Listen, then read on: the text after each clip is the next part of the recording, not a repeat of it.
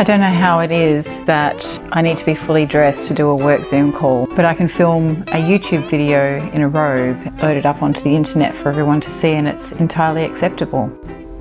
Oh, c'est la vie. Welcome back. Tonight I am going to take you through some festive party fragrances for those of us who live in hot climates and who don't have a cold winter. My friend Chris over at the Perfume Nest did a video this week, or uploaded a video this week, talking about festive party fragrances that were very winter orientated, and so I'm doing the opposite. It's not a collaboration, but I wish we'd thought of it to be a collaboration. That would have been really fun. So if you're new here, my name is Cherie. I live in Brisbane, Australia, so it is the height of summer at the moment. Well, maybe not the height of summer. I think we've still got the hottest part of summer to come, sadly. So our Christmases are hot and sweaty and balmy and usually involve the beach and or air conditioning. So I thought I might do a Christmas party list for those of us who live in hotter climates and for which those heavy hitter winter beauties don't necessarily work for us at this time of year. So if you're interested to hear what they might be, then keep watching. Now, truth be told, I have already filmed this video once and there was no audio, so I'm refilming this, and I hope I can maintain the energy, maintain the rage, and get through this in a swift and concise manner. The first fragrance that I would like to discuss is Lost Wanderer by PERFUMES. I'm just going to block myself out here. This is an Australian brand. This is a fragrance that I have worn quite a bit. It definitely is a spicy vanilla tobacco fragrance. It also has a bit of a tea-like vibe from my perspective. There is lots of clove and lots of cinnamon, probably a bit of nutmeg in here as well. Lots of sort of baking spices that make this absolutely delicious. But it's not heavy and syrupy or cloying, and it's actually quite light and airy, which is why I say it reminds me more of tea than tobacco necessarily. It's a little bit aromatic as well. I really enjoy this. I think it's perfect for the Christmas season. You're probably going to hear me say that a little bit in this video, but as I said, entirely wearable for the hot weather. So if you're looking for a Christmassy fragrance but you don't want to be too heavy and ambery, this one might be worth checking out. And it won't necessarily break the bank either, although that's relative. So that is Lost Wanderer by PERFUMES. Next up is one that I just have to mention. It is Twilly by Hermes. Now this, obviously, a lot of us are familiar with this. This has a ginger note in the opening. That ginger is very spicy. It has that heat that ginger has in real life, and it's also backed up by a lot of white florals. There's lots of tuberose in here, maybe a bit of jasmine as well if I remember correctly. The thing that happens with this fragrance that makes me sad is that that beautiful zesty spicy ginger opening doesn't last. It does fade fairly quickly, I would say within maybe half an hour to an hour of wear, and then you're left mostly with some nondescript, soapy, bordering on shampoo-y white florals. It's still a very nice fragrance, and I actually really love the dry down as well. I very much enjoy wearing this fragrance, and it works beautifully in the hot weather because of those florals and because it comes off as being fresh. I say the ginger does die down. It dies down, but you can still detect it even towards the end of the wear, but it just doesn't pack that punch or have that heat that it has in the opening. I find this to be a very joyful scent, a very happy scent, and I think it suits the Christmas vibe. So that is Twilly d'Hermes. I couldn't possibly do a list like this without mentioning Ambre Narguile, also by Hermes. This is an ambery fragrance, but it isn't a dense amber by any means. It's very light. There's loads of cinnamon in this fragrance, and because of that cinnamon, it reminds me of, or it makes me think of, an apple pie or an apple crumble, and it does get compared to that quite a lot. I don't think it actually smells like an apple pie or apple crumble because I don't get the pastry vibe in this. To me, this is cinnamon, a very light, airy amber accord, and like, I don't know, a brown sugar type note. It is very sweet, this fragrance, and I think that sweetness coupled with the cinnamon is why your brain goes to sort of these apple baked goods. But it doesn't actually smell like apple, it doesn't smell like pastry, it just smells like cinnamon with sugar basically, and then an amber accord at the base. But I really feel like most of that sweetness comes from more of a sugary bent than a vanillic bent, so it doesn't have that density to it that you might expect from an amber fragrance. And for that reason, it's really, really great for hot weather, because even though it's very sweet and sweet things can be cloying, I think the translucency of this fragrance really helps it to be quite wearable even in the heat. So that is Ambre Narguile by Hermes. The next one is one that I haven't worn for a really, really long time, and I just spritzed a little bit on the back of my hand earlier. This is 34 Boulevard St Germain by Diptyque. This is the Eau de Toilette version, I believe. This is a fantastic fragrance. To me, this smells like zesty aromatic spices. So you get spices like cinnamon and I think clove in here as well, but they're coupled with some really light aromatic, uplifting aromatic notes. I feel like I do get hints of green and hints of resin. I think, if I remember correctly, I think there's a eucalyptus note in here, and I do feel like I get that actually in the opening. I think from memory it's in the base notes, but I feel like I really get eucalyptus more in the opening, but then it settles into more of a green aromatic vibe in this fragrance. There's lots of citruses in here, so it's quite sparkly as well, and I think the longevity on this is actually pretty good. It doesn't necessarily project a whole heap, but I just think that the spices coupled with this, you know, this eucalyptus sort of aromatic tone to it, maybe a little bit of woods. There's florals in here as well, but to be honest, I don't really pick the florals in here. I feel like the star players are the aromatics and the spices and the citruses. So that is 34 Boulevard St Germain. And the next up is one that maybe steers away from traditional Christmassy tones, but is one that when I smelled it, my brain immediately went to an outdoor party, an outdoor function on a really warm, balmy summer evening. I just think this fragrance would be so perfect for that scenario. So for me, given where I live, that is something that might occur around Christmas time. So consequently, this is now in my brain, potentially a Christmas fragrance. This is Rosendo Mateu number 6. Now I know number 5 gets all the love. This one to me is simply beautiful. For this one, I think they quote jasmine, sandalwood and musk, or musk and sandalwood. I can't remember what order they put them in. And I would say that the dry down of this does bear some similarities to the dry down of number 5, which is what I like about the number 5. I unfortunately am one of those people that picks up a plasticky, rubbery tone in number 5, and it takes quite a while for that to dissipate, even though I actually really enjoy that fragrance. But there's just something in it that doesn't agree with me. And this one does not have that. This one, to me, has all of the benefits of that beautiful, enigmatic, alluring dry down of number 5, but with an added note of jasmine running through it.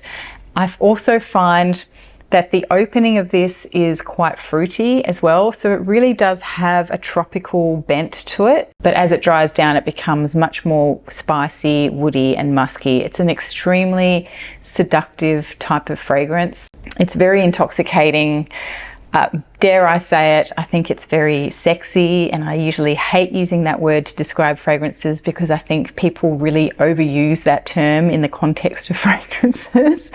But I do find this to be, as I said, very intoxicating, very alluring, and you know, it has to be worn on skin, and I imagine being outdoors and a beautiful woman wearing a very skin revealing type of dress in the heat. I could just imagine something like this emanating off her. Probably wouldn't be me, but I would definitely still wear this perfume, even though I may not wear a skimpy dress. So that is Rosendo Mateu number 6. Next up is one for the vanilla lovers. This is one that I think may even constitute being the very first vanilla fragrance that I ever vanilla-centric fragrance that I ever bought, or at least the first vanilla fragrance that had vanilla in the title of it that I ever bought. And this is Vanille Tonka by Nicolai Parfums. Right, so this one, for traditional vanilla lovers, they may not consider this to be a very vanilla-y perfume. Because it isn't as sweet as a typical vanilla perfume, and the vanilla in here is very dark and quite resinous, and I guess it actually, the vanilla in here is maybe a little bit more along the lines of the vanilla in Material by Amouage. It's not your typical sugary or fluffy or ice cream type of vanilla. It is more of a leathery type of vanilla. That said, I don't really consider this to be a leathery type of fragrance. This fragrance also has a lot of myrrh in it. I think I used to be able to pick up on the myrrh quite a bit, but now after having this for several years, and I don't know if I don't think the fragrance has changed. I think my ability to pick up on the different nuances of this fragrance has changed. So now, I used to think this was a very dark, spicy, resinous vanilla. Now I don't actually find it to be that dark. Now I get a lot more aromatic tones in here. It's a little bit green to me, although I wouldn't classify it as a green perfume. But I just feel like I get some more of those sorts of nuances from this, which I didn't pick up on before. And to me, this almost resembles more like a spicy, resinous tea with a little bit of sweetness added to it, and maybe a little bit even of a woody undertone. It definitely has some citruses as well in the opening, which helps to brighten it and make it a little bit sparkly. This is just such a stunning, stunning perfume. And as I have accumulated more and more fragrances over the years, when I revisit this, I haven't worn it for a really long time, but when I revisit it, I'm sort of going, why am I not wearing this more, you know, and why don't I have a big bottle of it that I'm bathing in on a regular basis? Like, this is just such a beautiful vanilla fragrance. So that is Vanille Tonka Vanille Tonka by Parfums de Nicolai. And again, because of the spicy aspect of this, I still do get, you know, cinnamon, clove and things like that in the opening. Coupled with the resins, coupled with the vanilla. I just think it works really, really well for that Christmassy sort of bent, even though it's not a heavy, weighed down resinous vanilla like some others are. Okay, so next up is one that is very new to my wardrobe.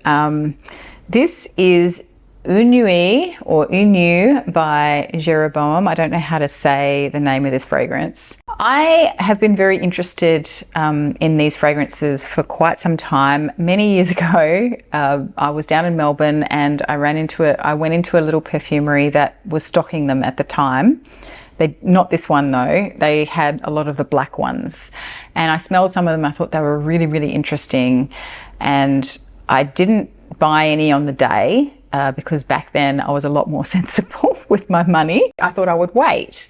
And then I just never got back to this perfumery because the pandemic hit. I was up in Brisbane, they were in Melbourne, and I just haven't been back. Anyway, that perfumery no longer stocks this brand, but now another perfumery in Melbourne stocks it. But I managed to smell them in Italy, of all places. I went into a perfumery there and they had quite a lot of the Jeroboam line.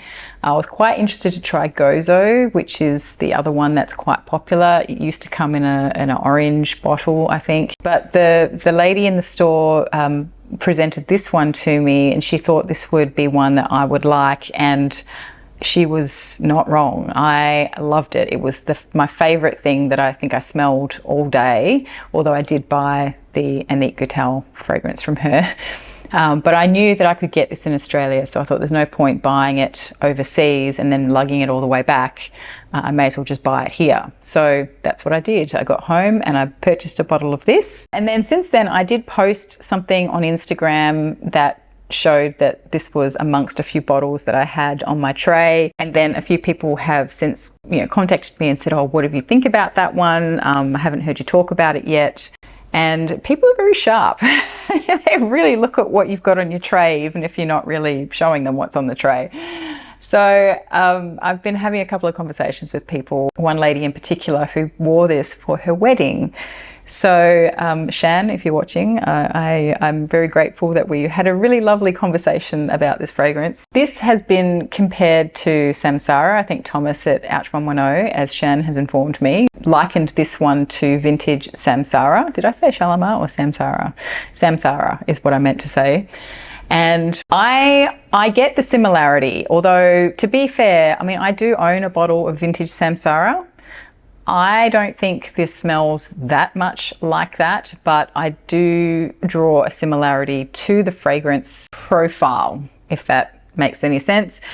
Samsara can be very, very punchy, and those florals and fruits in the opening can sort of come off as being very waxy and, I don't know, just very overwhelming. Now this, I don't have that issue. The florals, there is fruits in here. There's pineapple and a couple of other tropical type fruits mingled with tropical florals, including ylang ylang, which is like one of the main florals in Samsara as well. And they are so delicately balanced. Everything is so delicately balanced. And when I say pineapple, normally I'm not a big pineapple fan in fragrance, but it's just so beautifully done in here. It's not too punchy, it's not too sweet, it's not too spiky. It's very softly blended into this beautiful bouquet of florals.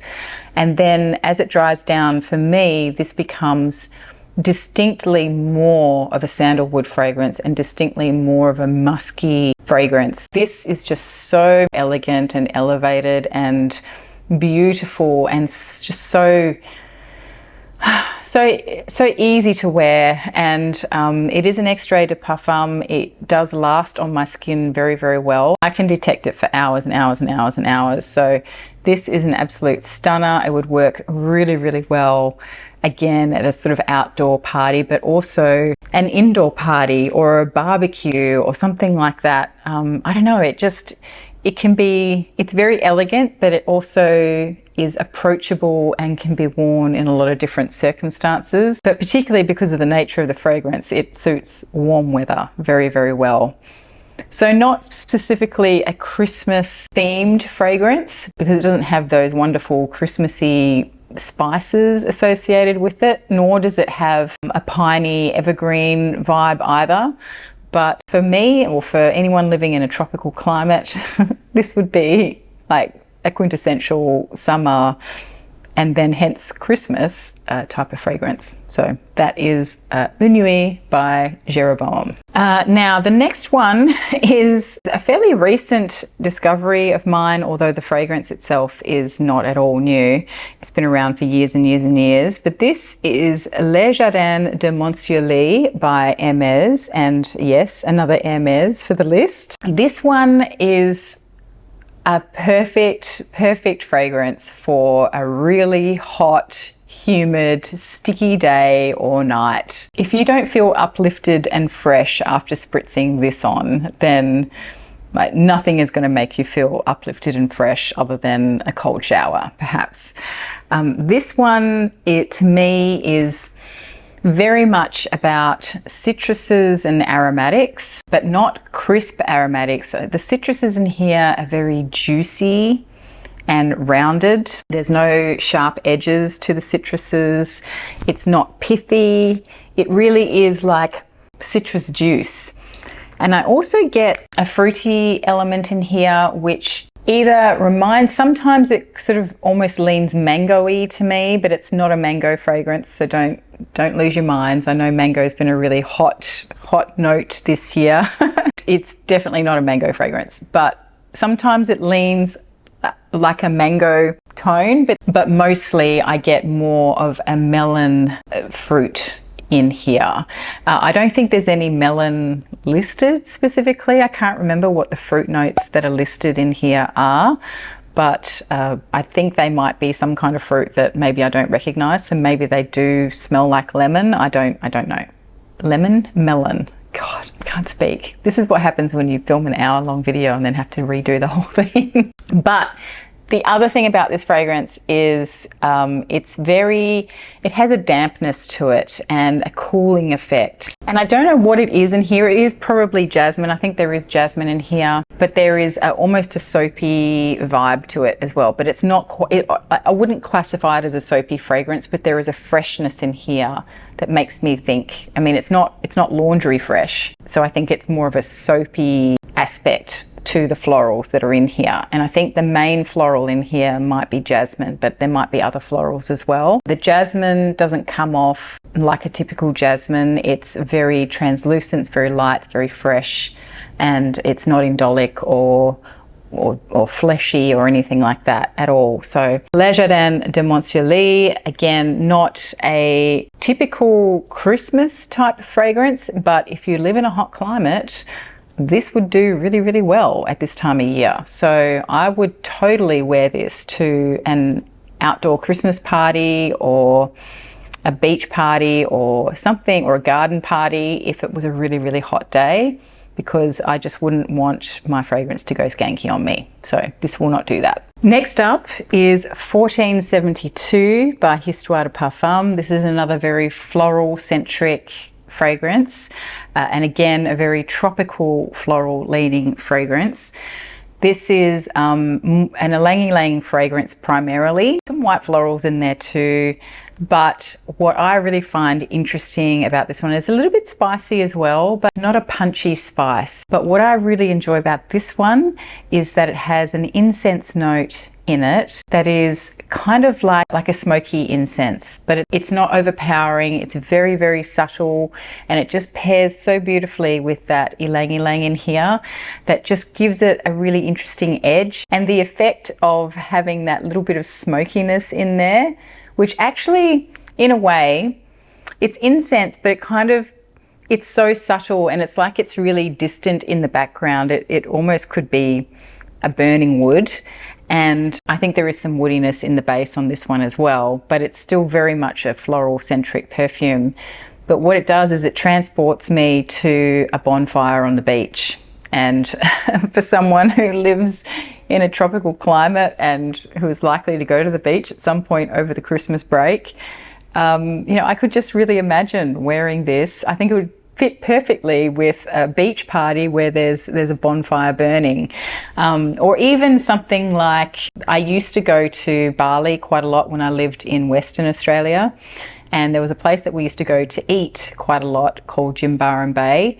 And basically what it was a bunch of restaurants that were all set up literally on the beach. Like, they would pull out these tables and you'd literally be in the sand near the shoreline at a table and eating your food. And all of the restaurants that would cook, they were all like open fires or sort of open barbecue type things, and it was all sort of grilled fish and stuff like that. I just have really fond memories of sitting at these big long tables on the sand and being served this amazing food and smelling the smoke, but also smelling things like fruits and flowers and things like that they use to decorate the tables and whatnot. So that is 1472, a perfume that conjures up very fond memories for me and isn't particularly Christmassy themed, but just due to the climate that I live in, I feel like it's perfect for the Christmas season because of the climate that we're in.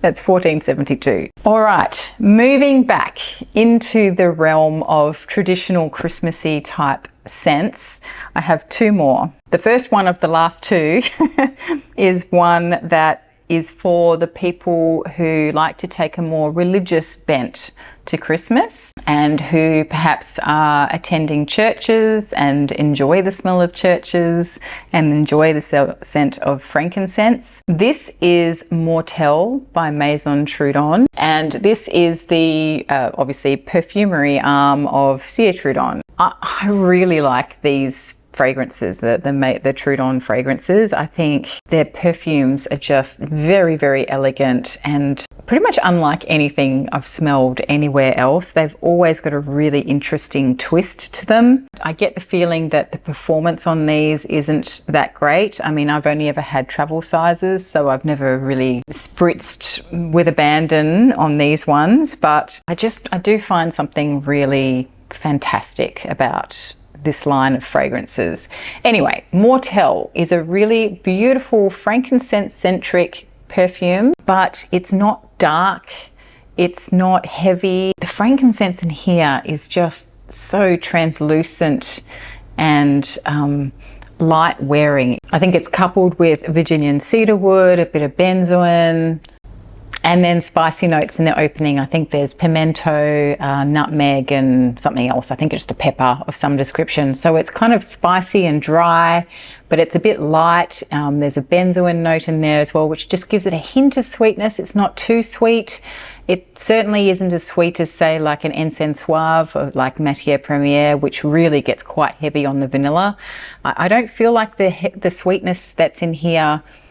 First of all, I don't think it's that sweet. It's just a hint of sweetness that balances out a little bit of the sour tones from, you know, a resinous frankincense. I don't know if you've smelt much frankincense, but sometimes frankincense can come off a little bit sour to me when it's just in that resin form. So this really balances that out, and I think it's the benzoin that actually helps with that little bit of sweetness, but not too heavy. Yeah, I don't know why. I haven't really played that much with these Trudon fragrances, even though I've had this discovery set, I think, since 2018. And that's all that I've used, all that I've used of it. But I kind of, they're so special to me. I think, you know, the whole discovery set was just so beautifully presented. And I remember when I got it, I thought it was so special and I didn't want to use them up. But now I think I need to get on with using them because this one and Bruma are just absolutely beautiful fragrances. I love them. So that is Mortel by Trudon if you want more of a frankincense bent to your Christmas perfume. And then last but not least, I'm losing my voice. Last but not least is one that I kind of ignored for a really, really long time. I bought a Carner Barcelona discovery kit back in early 2019, I think, when we were in Melbourne on a trip. And for the longest time, I picked out a few of those fragrances and tested them. And I think particularly I was interested in Tardez because at the time that was the fragrance that everyone was talking about. But I kind of ignored a few others from that discovery kit, and then a few months ago I started going back through some old discovery kits that I'd sort of ignored and knew that I had ignored, and started to rediscover some things that I had not really paid that much attention to. And one of them was this one. It's called Rima XI, and I went through the sample in the discovery set and then I went and bought another sample because I wanted more time with it. This is a gourmand leaning fragrance. I would say this is a gourmand fragrance, hence why I wanted more time with it, because I really liked it, but I'm still, you know, I'm on the fence. The reason I'm choosing this one is because it has a bit of a Christmassy vibe to it. It has things like nutmeg, possibly a little bit of cinnamon as well. So it definitely has those baking good vibes to it.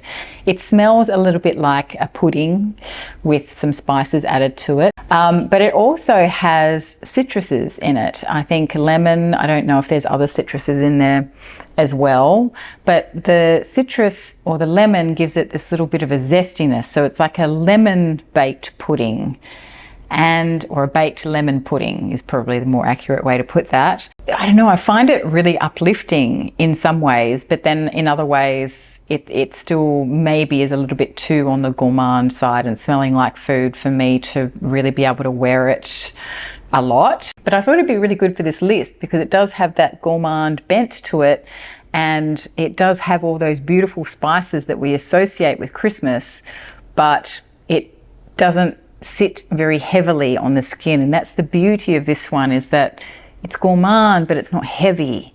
It doesn't weigh you down. As it wears on, I feel like I get more of the spices and I still get the vanilla and things like that, but I just find that it doesn't ever get too heavy or too overwhelming. I don't get any feeling of nausea when I'm wearing it, because that's what normally happens when I wear full-on gourmand fragrances.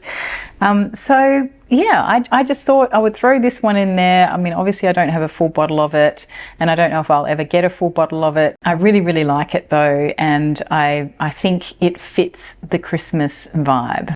And there is one more that I do want to mention as an honourable mention, but I haven't included it in the list because, as far as I know, it was discontinued a while ago, and as far as I know, it still remains discontinued. But I have heard a rumour that it might be coming back. And the fragrance that I'm talking about is Baiser de Russie by Guerlain.